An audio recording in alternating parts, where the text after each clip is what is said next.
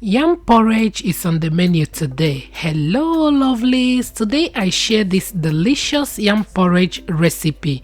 Very delicious and simple to put together. If you want to know how I made this, keep watching and let's get started.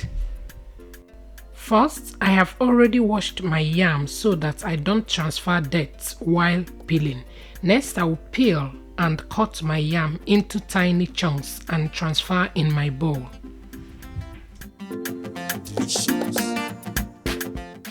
Once that is done, I will wash it again and transfer in my cooking pot. Next, I will wash my fish with hot water, debone it and set it aside. You can use any proteins of your choice. For this recipe, I am using dry catfish. Next, I will prep my peppers by using my food processor to roughly blend it. You can pound it if you have mortar. Once that is done, I will transfer in my cooking pot.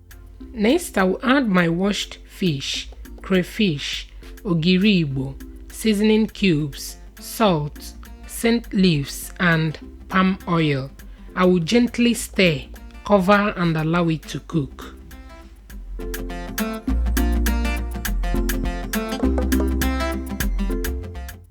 For my fresh vegetables, I'm using spinach. I've already washed it properly.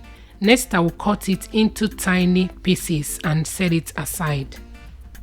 At this time, the yam is soft enough. If you are still watching, that means you love this recipe. Please support me by sharing this video. Thank you. Next, I will add my fresh vegetables. I will mix to combine and our yam porridge is ready. I hope you find happiness in watching today's video.